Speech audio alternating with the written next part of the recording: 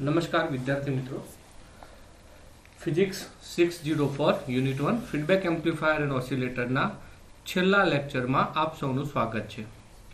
વિદ્યાર્થી મિત્રો, અત્યાર સુધી આપણે આ યુનિટની અંદર પોર્શન એ, જેમાં ફીડબેક એમ્પ્લીફાયર, નેગેટિવ ફીડબેક શું છે, નેગેટિવ ફીડબેકના એડવાન્ટેજીસ શું છે, નેગેટિવ ફીડબેક સર્કિટ શું છે, કેટલા પ્રકારની એટલે કે 4 પ્રકારની જે નેગેટિવ ફીડબેક સર્કિટ છે એના વિશે આપણે ડિટેલ્સમાં અભ્યાસ કર્યો. એના પછી પોર્શન બી એટલે પાર્ટ બી ની અંદર આપણે ઓસિલેટર સર્કિટ શું છે, ઓસિલેટર કેટલા પ્રકારના હોય છે, ઓસિલેટરનો બેઝિક બ્લોક ડાયાગ્રામ શું છે, આ બધી ચર્ચા આપણે કરી અને મોટાભાગના આપણે લગભગ 4 કે 5 ઓસિલેટર આપણે આગળના લેક્ચર્સની અંદર જોયા છે. હવે આપણે બાકીના વધેલા ઓસિલેટર્સ આ લેક્ચરની અંદર જોઈ અને આપણા યુનિટને અહીંયા એટલે કે આપણા લેક્ચર્સને અહીંયા પૂર્ણ વિરામ મૂકીશું. તમને ખ્યાલ છે ઓસિલેટર શું છે? તો આપણે આગળ ઓલરેડી ડિસ્કસ કરી ચૂક્યું છે 2-3 વાર કે જે પરિપથ અથવા તો જે સર્કિટ ડીસી પાવરનો ઉપયોગ કરી એસી પાવર પ્રોડ્યુસ કરે છે એ પરિપથને આપણે ઓસિલેટર કહીએ છીએ. સાઇનુસોઇડલ ઓસિલેટર અને રિલેક્સેશન ઓસિલેટર એના 2 પ્રકાર છે મેઇનલી ઇલેક્ટ્રોનિક્સમાં. રિલેક્સેશન ઓસિલેટર એટલે કે સ્ક્વેર, ટ્રાયેંગલ, શોટૂથ એક્સેટ્રા એ બધા રિલેક્સેશન ઓસિલેટર કહેવાશે. એનો બ્લોક ડાયાગ્રામમાં આપણે જોયું અને સમજાતા કે ઓસિલેટર બેઝિકલી 3 સર્કિટનું ભેગું કોમ્બિનેશન છે. પહેલી oscillator circuit itself, amplifier circuit gain વધારવા માટે, જે બેઝિકલી પોઝિટિવ આપણને આઉટપુટ આપે છે, એનો હાઈ ગેઇન હોય, અને આપણને હાઈ ગેઇન જોઈએ છે એટલે ફીડબેક સર્કિટ જે બેઝિકલી પોઝિટિવ ફીડબેકથી જોડેલી હોય છે. તો આ બધું આપણે ડિસ્કશન કરી ચૂકેલા હતા. આપણે સાથે એ પણ જોયું હતું કે કેમ એલસી ઓસિલેટર ને ટેંક સર્કિટ કહેવાય છે અને કેમ એડવાન્ટેજીસ છે. આ બંને આરસી અને એલસી બંનેમાંથી એડવાન્ટેજ આપણને ઓલવેઝ એલસી ઓસિલેટરમાં મળે છે. આપણને પ્યોર સાઇનુસોઇડલ વેવ્સ મળે અને બાકી આપણને સારો ગેઇન પણ મળે અને આપણે હાઈ ફ્રીક્વન્સી પણ એની અંદર મેળવીએ છીએ, જે આપણે ઓલરેડી કરી ચૂક્યા છીએ. તમે પ્રેક્ટિકલની અંદર હાર્ટલી અને કોલપિટ બંનેમાં એલસી ઓસિલેટર યુઝ કરેલા છે, જેમાં આપણે મેગાહર્ટ્ઝ સુધીની આવૃત્તિ મેળવેલી છે. તો એ પણ આપણે ચર્ચા કરેલી. આપણે tune collector oscillator, tuned emitter oscillator અને ટ્યુન બેઝ ઓસિલેટર આપણે જોયેલા આગલા લેક્ચર્સની અંદર, અને આપણે એમાં ડિસ્કસ કરેલું કે કયું સારું છે. ટ્યુનિંગ સર્કિટ એટલે કે એલસી ઓસિલેટર સર્કિટ આપણે બેઝિકલી ટ્રાન્ઝિસ્ટરના કયા છેડા સાથે જોડીએ છીએ એના ઉપરથી એના નામ આપવામાં આવે છે. ટ્યુન કલેક્ટર, ટ્યુન એમિટર અને ટ્યુન બેઝ. અને આપણે ફાઇનલી ડિસ્કસ કરેલું કે આ 3 સૌથી સારામાં સારું ઓસિલેટર છે ટ્યુન બેઝ ઓસિલેટર. બરોબર, કારણ કે બેઝની અંદર ઇનપુટ જાય, કલેક્ટરમાં આઉટપુટ મળે, એમિટર આપણને બાયપાસ કરે. તો ટ્રાન્ઝિસ્ટરના જે બેઝિક પ્રોપર કન્ફિગ્યુરેશન છે એ આ ઓસિલેટરની અંદર આપણે ફૂલફિલ કરી શકીએ છીએ. એટલા માટે આ ઓસિલેટર આપણું સૌથી સારામાં સારું ઓસિલેટર કહેવાય છે 3માંથી. પછી આપણે હાર્ટલી ઓસિલેટર વિશે ડિસ્કસ કરેલું અને એમાં આપણે સમજ્યા હતા કે કેમ હાર્ટલી ઓસિલેટરનો ઉપયોગ કરવામાં આવે છે ટ્યુન ઓસિલેટરના બદલે. તો આપણે ત્યાં જોયું તો આપણે આગળ ચર્ચા પણ કરી કે ટ્યુન ઓસિલેટરમાં બેઝિકલી આપણે 180 ડિગ્રી કાળા તફાવતમાં એટલે કે પોઝિટિવ ફીડબેક મેળવવા માટે અહીં એકચ્યુઅલી થાય છે શું કે જ્યારે આપણો ટ્રાન્ઝિસ્ટર છે એ કોમન એમિટર કન્ફિગ્યુરેશનમાં હશે. કોમન એમિટર કન્ફિગ્યુરેશનમાં જ્યારે આઉટપુટ આપશે એટલે આપણને 180 ડિગ્રીનો કાળા તફાવત આપશે. જો આઉટપુટને આપણે સીધો ઇનપુટમાં આપી દઈએ તો આપણો નેગેટિવ ફીડબેક થઈ જાય. એટલા માટે આપણે ફરી બીજો 180 ડિગ્રી કાળા તફાવત જોઈએ છે, જે બેઝિકલી આપણને ટ્રાન્સફોર્મરની મદદથી મળે છે. ટ્રાન્સફોર્મર આપણને 180 ડિગ્રીનો કાળા તફાવત આપે છે. પણ ટ્રાન્સફોર્મર લગાવવાથી ફાયદા પણ છે ને ગેરફાયદા પણ છે. ટ્રાન્સફોર્મર લગાવવાથી ડિસએડવાન્ટેજ એ છે કે જ્યારે ટ્રાન્સફોર્મર લગાવીએ ત્યારે ટ્રાન્સફોર્મરના એક છેડા ઉપરથી વિદ્યુત પ્રવાહ બીજા છેડા ઉપર એટલે કે પ્રાઇમરીમાંથી સેકન્ડરીમાં જતી વખતે એ મ્યુચ્યુઅલ ઇન્ડક્ટન્સ એટલે કે જેને આપણે મ્યુચ્યુઅલ ઇન્ડક્ટન્સ પ્રક્રિયા દ્વારા એક છેડા પરથી બીજા છેડા ઉપર જાય છે. એક ગૂંચળાના પ્રાઇમરી પરથી સેકન્ડરી ઉપર જાય છે. આ પ્રક્રિયા દરમિયાન વિદ્યુત પ્રવાહનો બહુ મોટો વ્યય થાય છે, અથવા તો કહી શકીએ જ્યારે સિગ્નલ L2 માંથી L1 બાજુ આવે ત્યારે એમાં કરંટ કેપેસિટી એની બહુ ઓછી થઈ જાય છે. એમાં કરંટ બહુ ઓછો હોય, વોલ્ટેજ મળી જાય આપણને. ધારો કે અહીંયાથી આપણે 10 વોલ્ટ અહીંથી ઇનપુટમાં આપીએ છીએ તો અહીંયા પણ 10 વોલ્ટ મળી જાય, પણ એની કરંટ કેપેસિટી ઘટી જાય. એટલે ઘણી વખતે શું કરવું પડે કે આ સિગ્નલને જ્યારે ફાઇનલી આઉટપુટ આપણે લઈએ ત્યારે એને કરંટ એમ્પ્લીફાયર અથવા તો બફર સર્કિટ સાથે જોડવું પડે. તો આ ઇસ્યુને દૂર કરવા માટે હાર્ટલી નામના વૈજ્ઞાનિકે ટ્રાન્સફોર્મરનો ઉપયોગ કરવાના બદલે એને બે ગૂંચળાઓનો ઉપયોગ કરેલો, L1 અને L2, અને બંને ગૂંચળાઓના સેન્ટર પોઈન્ટ એને બેઝિકલી આપણે ગ્રાઉન્ડ સાથે કનેક્ટ કરેલો. આનાથી આપણને જે LC માંથી આપણને જે આઉટપુટ મળે છે ઇટ સેલ્ફ એ 180 ડિગ્રી કાળા તફાવત સાથેનો મળે. એટલે ટ્રાન્સફોર્મરની જે મ્યુચ્યુઅલ ઇન્ડક્ટન્સ દ્વારા જે વિદ્યુત પ્રવાહનો વ્યય થતો હતો એ વ્યય અહીંયા થતો નથી.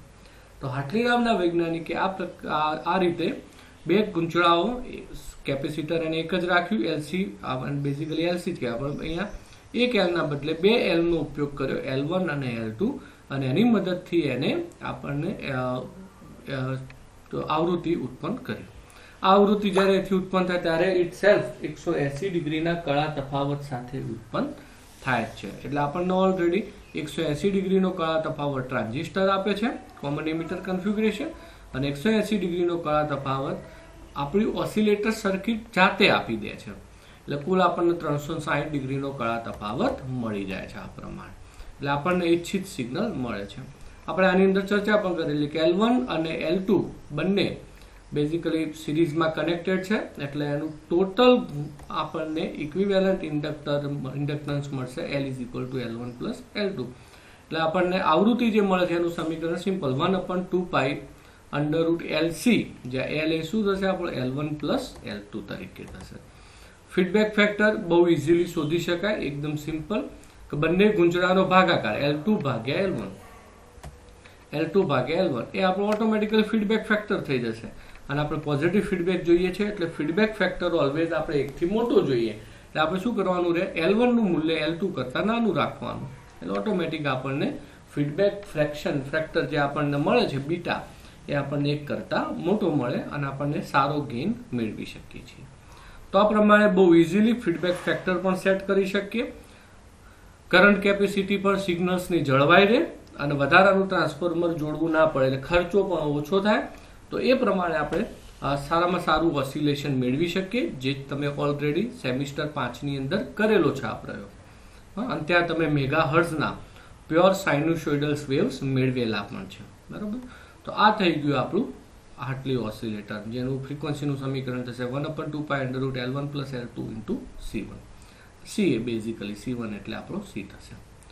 તો આ પ્રમાણે આપણે હાર્ટલી ઓસિલેટરનો ઉપયોગ કરી અને આપણે ઈચ્છિત આવૃત્તિ અથવા તો મેગાહર્ટ્ઝની રેન્જમાં આવૃત્તિ મેળવી શકીએ છીએ.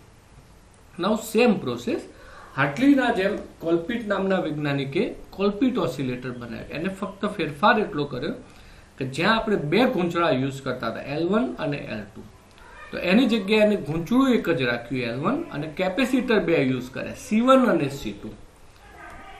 આ એની સર્કિટ છે. બરોબર. જે આપણે બે ગૂંચળા યુઝ કરતા હતા અહીંયા L1 અને L2, એની જગ્યાએ ગૂંચળું એને સિંગલ રાખ્યું, ઇન્ડક્ટર એને એક જ વાપર્યું L, અને કેપેસિટર એને બે વાપરે C1 અને C2. બરોબર. અને બંને કેપેસિટરનો જે કોમન ટર્મિનલ છે એને ગ્રાઉન્ડ સાથે કનેક્ટ કર્યો. તો અગેન આપણને જે LC કોમ્બિનેશન છે એ પોતે 180 ડિગ્રીનો કાળા તફાવત જનરેટ કરી શકે છે. એટલે શું થાય કે 180 ડિગ્રીનો કાળા તફાવત આપણને કોલ્પિટ ઓસિલેટરમાંથી મળે, એટલે કે સોરી ટ્રાન્ઝિસ્ટરમાંથી મળે, કોમન એમિટર કન્ફિગ્યુરેશનમાંથી, અને 180 ડિગ્રીનો કાળા તફાવત આપણને આપણી ઓસિલેશન સર્કિટ પોતે પ્રોડ્યુસ કરી આપે. આમ આપણને કુલ 360 ડિગ્રીનો કાળા તફાવત મળે. ધારો કે C1 છે, આ C2 છે, આપણે પ્રમાણે લઈએ તો આપણને C1 અને C2 ના જે સેન્ટર ટર્મિનલ છે અથવા તો બેને ભેગો કરતો ટર્મિનલ છે એને ગ્રાઉન્ડ સાથે કનેક્ટ કરવાનો છે. બાકીની સર્કિટ આપણી સેમ રહેશે અને એ પ્રમાણે આપણે કોલ્પિટ ઓસિલેટરની મદદથી ઈચ્છિત આવૃત્તિ મેળવી શકીએ છીએ. આપણે કહ્યું એ પ્રમાણે 180 ડિગ્રી કાળા તફાવત ટ્રાન્ઝિસ્ટરથી મળશે, 180 ડિગ્રીનો કાળા તફાવત LC સર્કિટ પોતે આપશે, એટલે આપણને અગેન 360 ડિગ્રીનો કાળા તફાવત મળી રહેશે.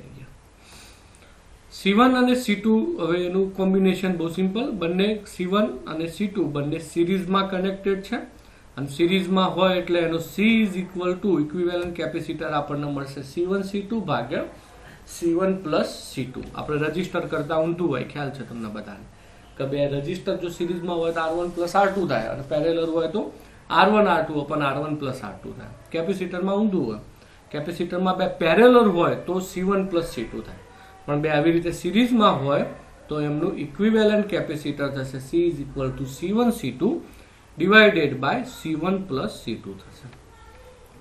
સેમ એ પ્રમાણે ફીડબેક ફ્રેક્શન ઇઝીલી આપણે કરી શકીએ V ભાગ્યા V આઉટ, બરોબર. અને સેમ એ પ્રમાણે એનો ફીડબેક ફ્રેક્શન પણ આ જ પ્રમાણે થાય.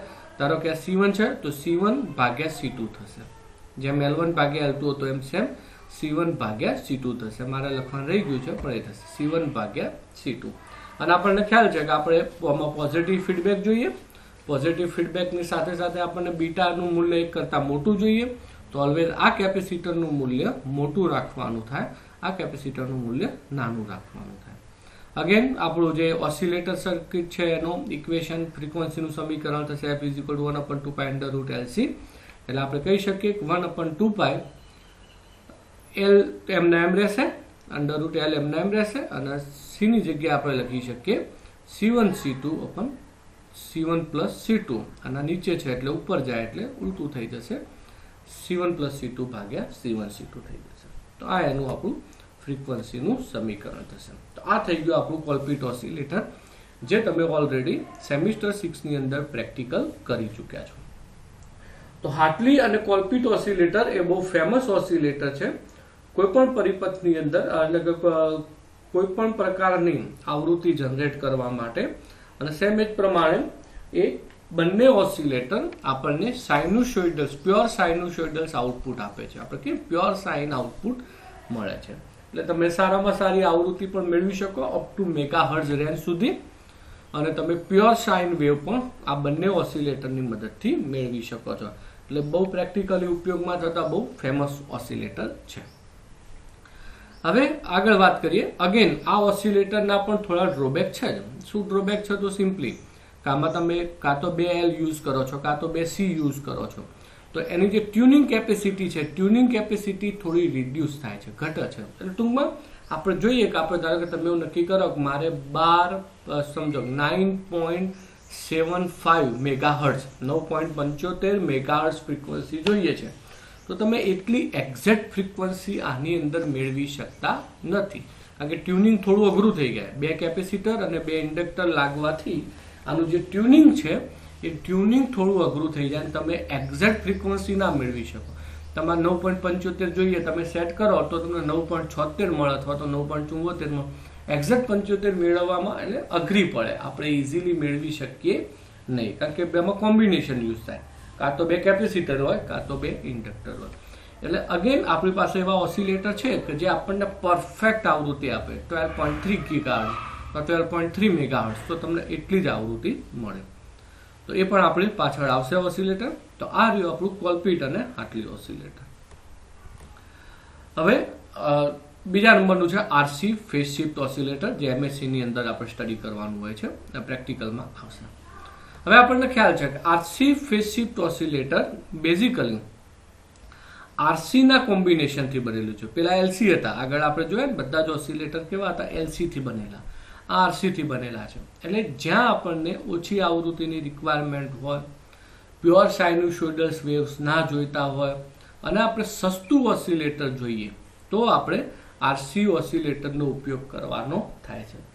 RC ઓસિલેટરમાં જ્યાં આપણે કેપેસિટરના આઉટપુટમાં જે ટ્યુનિંગ સર્કિટ હતી, એ ટ્યુનિંગ સર્કિટ જે LC હતું એની જગ્યાએ ત્યાં આપણે RC લગાવવાના થાય. પણ બેઝિકલી અહીંયા શું થાય છે, જ્યારે આપણે એક RC લગાવીએ, એક RC નો યુઝ કરીએ, તો એક RC કોમ્બિનેશન આપણને 60 ડિગ્રીનો કળા તફાવત આપે છે. અહીં આપણને ખ્યાલ છે કે એમ્પ્લીફાયર સર્કિટોમાં ઓલવેઝ પોઝિટિવ ફીડબેક જોઈએ.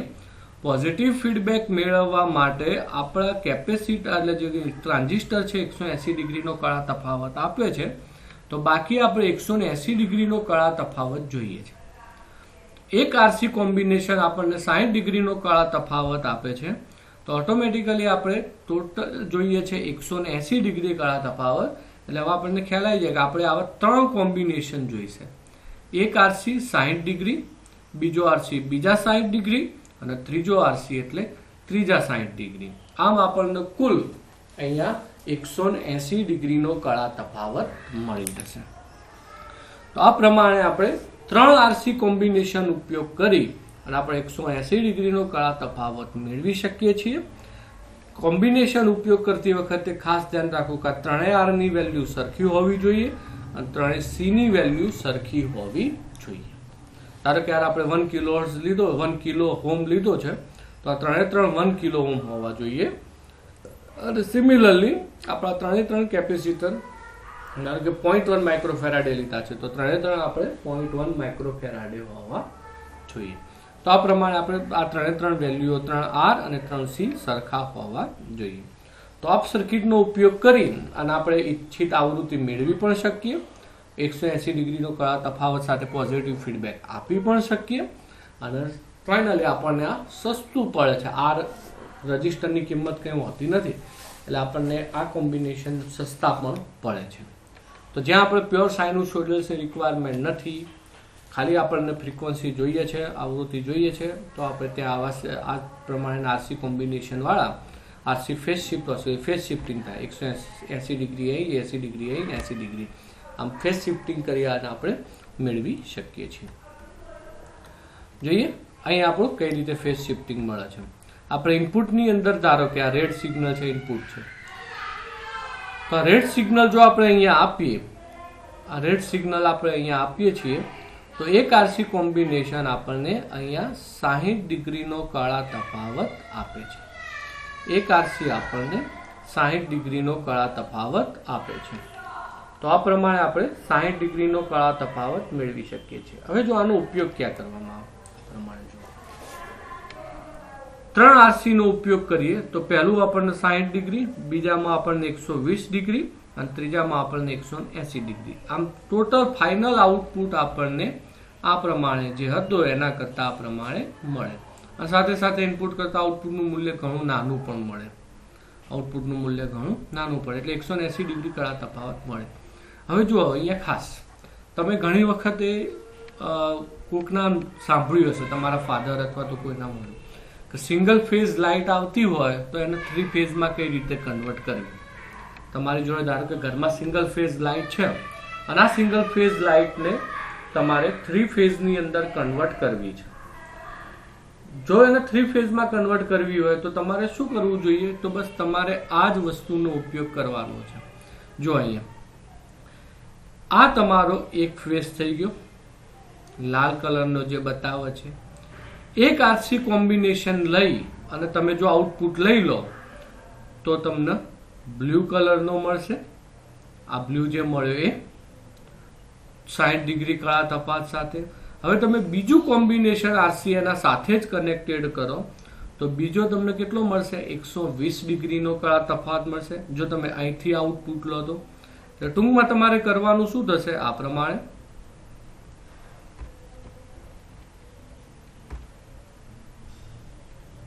એક આઉટપુટ તમે અહીંથી લઈ લો, બીજો આઉટપુટ તમે અહીંથી લઈ લો અને ત્રીજો તમારો ઇનપુટ. અહીં તમે સિંગલ ફેઝ આપો, આ બે ટર્મિનલ વચ્ચે સિંગલ ફેઝ આપો, એક આઉટપુટ આ અને ગ્રાઉન્ડ વચ્ચે લઈ લો, બીજો આઉટપુટ અહીંથી અને ગ્રાઉન્ડ વચ્ચે લઈ લો અને ત્રીજો આઉટપુટ અહીંથી અને ગ્રાઉન્ડ વચ્ચે લઈ લો. આની જરૂર નથી, આ જે વસ્તુ છે એની આપણે હાલ જરૂર નથી, આની જરૂર નથી. અહીંથી તમે ત્રીજો આઉટપુટ લઈ લો તો સિંગલ ફેઝનું ઓટોમેટિકલી અહીંયા 3 ફેઝમાં કન્વર્ટ થઈ જશે. એક તમારો ઇટસેલ્ફ પોતે, બીજો 60 ડિગ્રી વાળો, ત્રીજો 120 ડિગ્રી વાળો. ઓટોમેટિકલી તમે સિંગલ ફેઝમાંથી 3 ફેઝમાં કન્વર્ટ કરી શકો. પણ ધ્યાને રાખવું પડે કે આ જે કેપેસિટરના મૂલ્યો અથવા તો આરના મૂલ્યો છે એ તમે જે રાખો હોય, કારણ કે કેપેસિટરના મૂલ્યો આરના જે રાખો હોય, પણ એની વોલ્ટેજ કેપેસિટી બહુ મોટી હોવી જોઈએ. કરંટનો વોલ્ટેજ કેપેસિટી એટલે મોટા કેપેસિટર જોઈએ. આપણા પંખામાં આવે ને એનાથી પણ મોટા કેપેસિટર આપણે જોઈએ, તો આપણે આવી રીતે 3 ફેઝ કનેક્શન મેળવી શકીએ. તો આ સિંગલ ફેઝ માંથી 3 ફેઝમાં આવી રીતે કન્વર્ઝેશન પણ થઈ શકે છે. સમીકરણ F બરાબર RC ના જે આપણે 3 યુઝ કરીએ છીએ તો એ સમીકરણ આ થશે. આપણે કહ્યું પ્રમાણે R અને C બંને સરખા હોવા જોઈએ. સમીકરણ 1/2πc √ 6r² + 4r × RL. R અને RL બંને સરખા હોય, જ્યાં છેલ્લો છે RL કહેવાય, પણ જો એ પણ સરખો હોય તો સરખા લેવા જ પડે, તો f is equal to 1/2 pi c √ 6r² + 4r² એટલે √10r² થશે, બરોબર। તો આપણી ફ્રીક્વન્સી આ પ્રમાણે જનરેટ થશે, f is equal to 1/2 pi c √10r² થશે, બરોબર। તો આ આપણું આવૃત્તિનું સમીકરણ થઈ જશે, એ પ્રમાણે આવૃત્તિ મળશે। આ થયું આપણું RC phase shift oscillator, clear. તો હવે તમે ઇઝીલી 1/2 pi √10 pi RC એ આપણું ફાઇનલ સમીકરણ થશે। તો આ પ્રમાણે RC ના 3 કોમ્બિનેશનનો ઉપયોગ કરી અને આપણે RC ફેઝ શિફ્ટ ઓસિલેટર મેળવી શકીએ છીએ। નાઉ વેન બ્રિજ ઓસિલેટર, બ્રિજનો ઉપયોગ કરવાનો છે। વેન નામના વૈજ્ઞાનિકે બ્રિજનો ઉપયોગ કરી અને આઉટપુટ મેળવેલો, જ્યાં આઉટપુટ આપણે મેળવવા માટે જે આઉટપુટ છે આપણું જસ્ટ અ મિનિટ, ઓકે, જે આપણું આઉટપુટ જે મળે છે એ આપણો બેઝિકલી ટ્રાન્ઝિસ્ટરના બદલે ઓપરેશનલ એમ્પ્લીફાયર જેના નોન ઇન્વર્ટિંગ ટર્મિનલમાં આપ્યો છે, સોરી ઇન્વર્ટિંગ ટર્મિનલમાં આપેલું છે। ઇન્વર્ટિંગમાં આપીએ એટલે 180 ડિગ્રી કાળા તફાવત મળી જાય આપણને। તો આ પ્રમાણે આપણા વેન બ્રિજ ઓસિલેટરનો ઉપયોગ કરી અને આપણે કરી શકીએ ફ્રીક્વન્સી 1/2 pi R2 × C2, જે આપણા કોમ્બિનેશન છે એ આપણને ફ્રીક્વન્સી પ્રોડ્યુસ કરી આપે છે। તો ફ્રીક્વન્સીનું સમીકરણ થશે 1/2 pi R2 × C2 થઈ જશે। તો આ થઈ ગયું વેન બ્રિજ ઓસિલેટર। અને લાસ્ટ વન ક્રિસ્ટલ ઓસિલેટર। આપણે આગળ કહ્યું એ પ્રમાણે હાર્ટલી ઓસિલેટર અને કોલપિટ ઓસિલેટર બંને સારા ઓસિલેટર છે, પણ બંનેની અંદર ઇશ્યુ એ છે કે એ ઓસિલેટરમાં આપણે પ્રોપર ટ્યુનિંગ મેળવી શકતા નથી, મતલબ કે આપણે ઈચ્છિત આવૃત્તિ મેળવી શકતા નથી। ક્રિસ્ટલ ઓસિલેટર એ જ્યારે તમારે કોઈ ફિક્સ ફ્રીક્વન્સીની જરૂર હોય, જેમ કે 12.3 મેગાહર્ટ્ઝ જે આપણા મોબાઈલમાં હોય છે, આપણે જે મોબાઈલ હોય 1.3 ગીગાહર્ટ્ઝ, તો આવી ફિક્સ આવૃત્તિ જોઈએ ને પરફેક્ટ એકદમ, કે જેમાં આપણને ક્યારે પણ આવૃત્તિમાં અપડાઉન ના મળે, ના 0.1 આ બાજુ ના 0.1 આ બાજુ। તો ફિક્સ આવૃત્તિ માટે આપણે ઓલવેઝ ક્રિસ્ટલ ઓસિલેટરના ઉપયોગ કરવાનો રહે છે। એમાં ક્વાર્ટઝ ક્રિસ્ટલની મદદથી આવૃત્તિ પ્રોડ્યુસ કરવામાં આવે છે જે ફિક્સ હોય, અને દરેક, કારણ કે તમે એક ક્રિસ્ટલ લીધો છે જે 12.3 મેગાહર્ટ્ઝનો છે, તો એ ક્રિસ્ટલની મદદથી તમે 9.3 મેગાહર્ટ્ઝ જનરેટ ના કરી શકો, ક્લિયર। એટલે તમારી આવૃત્તિ ફિક્સ થઈ જાય, જેટલા હર્ટ્ઝનો ક્રિસ્ટલ લીધો છે તમે એટલી જ આવૃત્તિ તમને મળશે। તો આવી રીતે આપણે જ્યારે ફિક્સ આવૃત્તિ જોઈએ એટલે માઇક્રો પ્રોસેસર, માઇક્રો કંટ્રોલર, આ બધી સર્કિટો જે જોડાયેલી આપણા મોબાઈલ્સ, લેપટોપ, કમ્પ્યુટર્સ, આ બધાની અંદર આવૃત્તિ પ્રોડ્યુસ કરવા માટે ક્રિસ્ટલ ઓસિલેટરના ઉપયોગ થતા હોય છે। આ ક્રિસ્ટલ ઓસિલેટરનું અંદરનું સ્ટ્રક્ચર છે જે ક્વાર્ટઝ ક્રિસ્ટલ એટલે ક્વાર્ટઝ વેફરથી બનેલું હોય છે, જે આપણને આવૃત્તિ પ્રોડ્યુસ કરી આપે છે। આ એનો સિમ્બોલ છે જેને XTL તરીકે લખાય, એટલે ક્રિસ્ટલ તરીકે લખાય છે, અને આ રીતે એને સિમ્બોલિક રિપ્રેઝન્ટેશન કરવામાં આવે છે। આ એનું ઇક્વિવેલન્ટ કોમ્બિનેશન છે, ફક્ત એની અંદર ક્યાંય CLR હોતા નથી, પણ આ ફક્ત ને ફક્ત આપણે એનું ઇક્વિવેલન્ટ કોમ્બિનેશન આપણે અહીંયા બનાવેલું છે। C1 = CO અને CO = CM લેવામાં આવે છે। આ આપણું ક્રિસ્ટલ ઓસિલેટરનો ફ્રીક્વન્સી રિસ્પોન્સ હોય છે, જે મેં કહ્યું એ પ્રમાણે આપણને પ્યોર એકદમ આઉટપુટ કોઈ પ્રોપર જગ્યાએ મળે છે।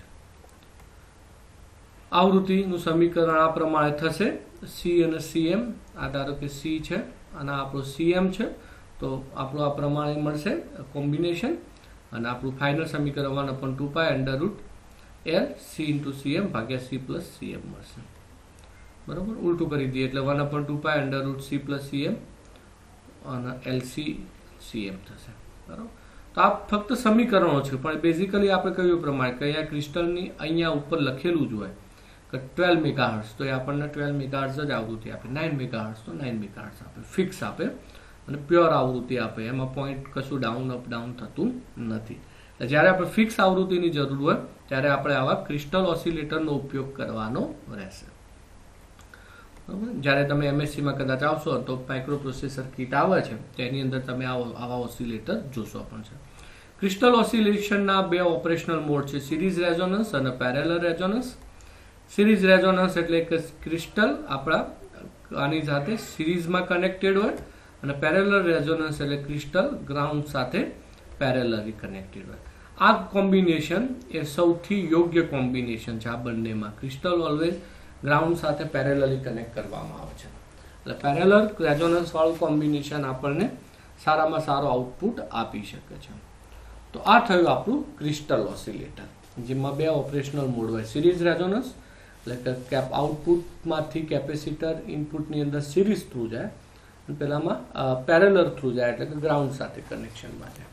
તો આ પ્રમાણે આપણને ક્રિસ્ટલ ઓસિલેટર અથવા તો ક્રિસ્ટલ મદદથી આપણે ઓસિલેશન પ્રોડ્યુસ કરી શકીએ છીએ, જે પ્યોર હોય અને પ્રોપર ટ્યુનિંગ વાળું ઓસિલેશન આપણને જોવા મળશે. તો અહીં આપણું ચેપ્ટર અહીંયા એટલે આપણો યુનિટ અહીંયા પૂરો થાય છે. તો આપણે આ યુનિટની અંદર પહેલાથી જોઈએ તો ફીડબેક શું છે, નેગેટિવ ફીડબેક ને પોઝિટિવ ફીડબેક શું છે, નેગેટિવ ફીડબેકના ફાયદા શું છે, ફીડબેકનો સિદ્ધાંત શું છે, એ જ રીતે નેગેટિવ ફીડબેક સર્કિટ કેટલી હોય છે, 4 પ્રકારની. સિરીઝ આપણે જોઈએ પ્રમાણે voltage series, voltage shunt, current series, current shunt, એ પ્રમાણે. સેમ આપણે જોયું ઓસિલેટર શું છે, ઓસિલેટર નું બેઝિક સ્ટ્રક્ચર શું છે, એલસી અને આરસી ઓસિલેટરના કોમ્બિનેશનો કઈ રીતે છે અને કયું સારું. દરેક ઓસિલેટર આપણે જોયેલા અને સમજ્યા કે ભાઈ કયું ઓસિલેટર કઈ રીતે કામ કરે છે. તો દરેકે દરેક ઓસિલેટર આપણે પ્રોપરલી સમજી લીધા, જેટલા આપણા સિલેબસમાં છે એટલા.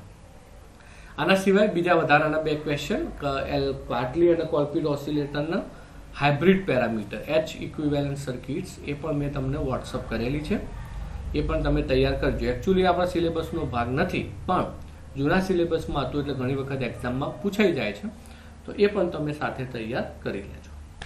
તો અહીં આપણે આપણું યુનિટ અને આપણી લેક્ચર સિરીઝ બંને પૂરું કરીએ છીએ.